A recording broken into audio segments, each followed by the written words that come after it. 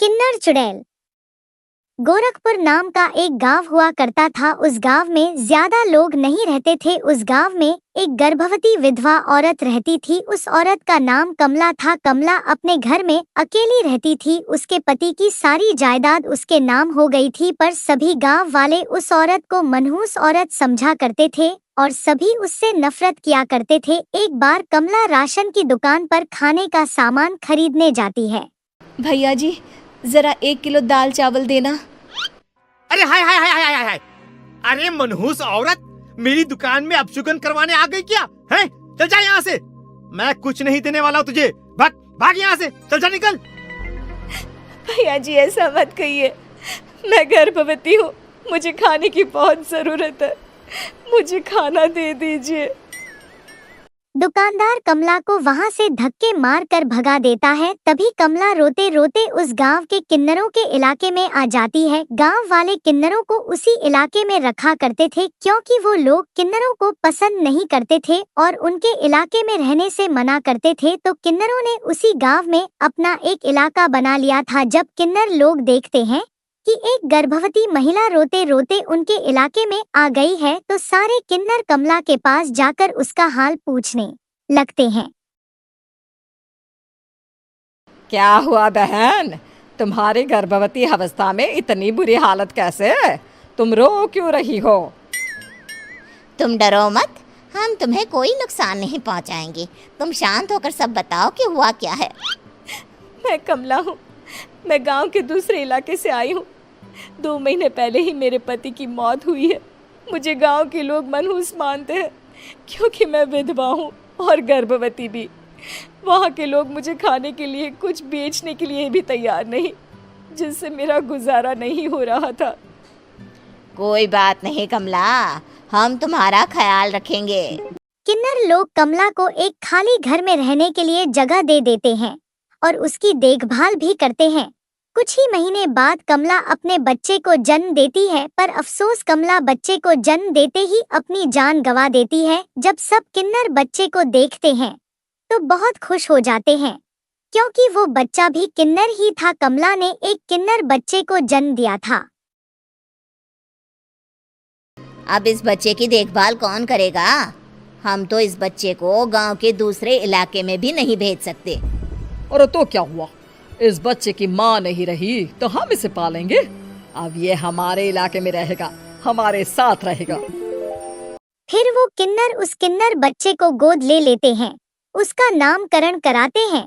उस किन्नर बच्चे का नाम शक्ति रखा जाता है। देखते ही देखते शक्ति बड़ी होने लगती है। उसके रंग रूप बहुत सुंदर थे, वो बहुत सुंदर किन्नर दिखती है। एक दिन शक्ति एक किन्नर से पूछती है, माँ जी सुनिए ना, ये गांव के दूसरे इलाके में भी तो लोग रहते हैं, तो हम वहाँ क्यों नहीं जाते?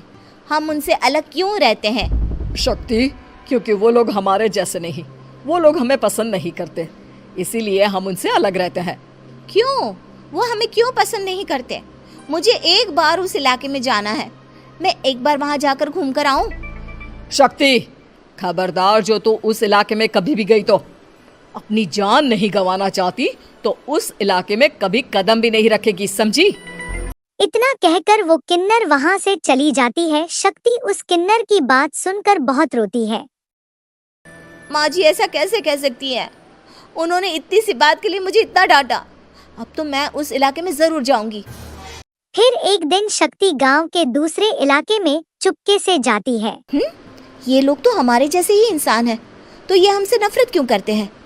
जब शक्ति उस इलाके में पहुंचती है तो गांव के सारे आदमी उसके रूप से मोहित हो जाते हैं।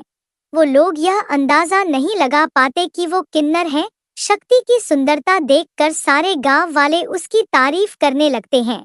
तभी गांव का चक्कर लगाने गांव के जमींदार का बेटा हर्ष वहां पहुंचता है। हर्ष भी दिखने में बहुत सुंदर होता है। जब हर्ष ने शक्ति को देखा तो वो भी उससे मोहित हो गया, और जब शक्ति की नजर हर्ष पर पड़ी तो वो हर्ष को देखकर मोहित हो गई। तो पहले कभी इस गांव में देखा नहीं। इस गांव में आप नए हैं क्या? जी नहीं, वो मैं बस। तभी शक्ति बोलते बोलते रुक जाती है और मन में सोचने लगती है। अगर मैंने इनको बता दिया कि मैं दूसरे इलाके से आई हूँ तो वो समझ जाएंगे कि मैं किन्नर हूँ, इसलिए मुझे इनसे झूठ ही बोलना पड़ेगा। शक्ति हर्ष को कहती है। जी हाँ, मैं इस गांव में नई आई हूँ, यहाँ अकेली रहती हूँ। वैसे आप कौन है? आप भी इसी गांव में रहते हैं? जी हाँ, मैं इस गांव के जमींदार का बेटा हूँ। आपको किसी भी चीज की जरूरत पड़े तो आप मुझे बता देना, मुझे अच्छा लगेगा। ऐसे ही शक्ति और हर्ष एक दूसरे से रोज मिलने लगे। वो दोनों अपने प्यार का इजहार करने एक दूसरे से मिलने जाते हैं।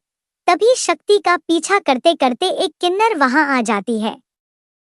शक्ति, मैं तुमसे बहुत प्यार करता हूँ। मैं तुमसे शादी करना चाहता हूँ। क्या तुम मुझसे शादी करोगी?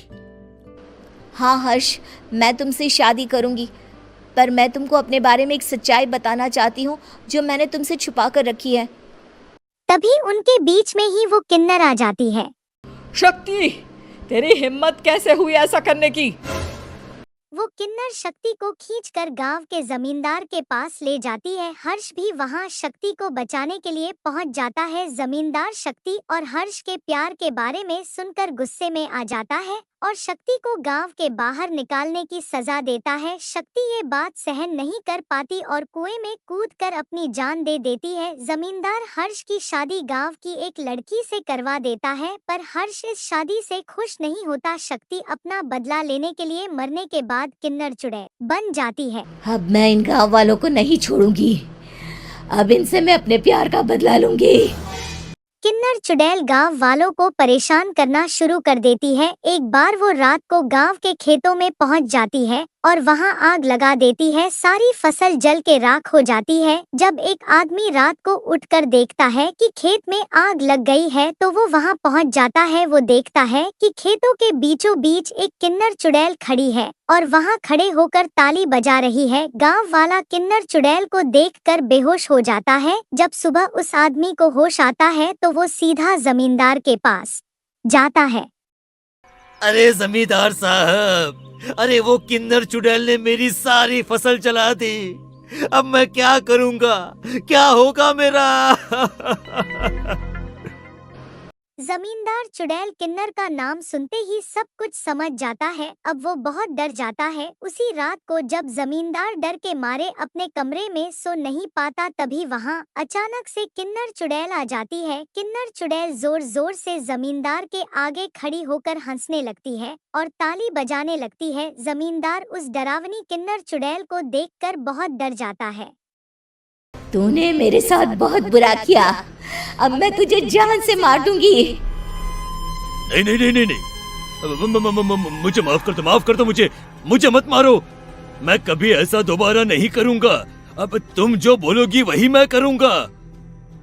ठीक है, मैं चाहती हूँ कि किन्नर इलाका गांव के इलाके से जुड़े और गांव का कोई भी आदमी किन्नर समाज से द्वेष ना करे, उससे नफरत ना करे, नहीं तो मैं सारे गांव को मार दूंगी।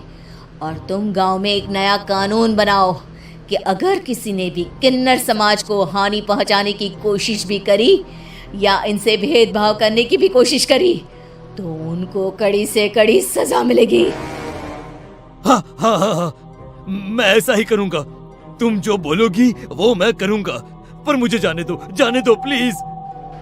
तब वो किन्नर चुड़ैल वहां से चली जाती है। गांव का जमींदार किन्नर चुड़ैल का कहा मानते हुए दोनों इलाकों को एक कर देता है और नया कानून भी लागू कर देता है। तब से वहां किन्नर समाज और बाकी गांव वाले शांतिपूर्वक रहने लगते हैं।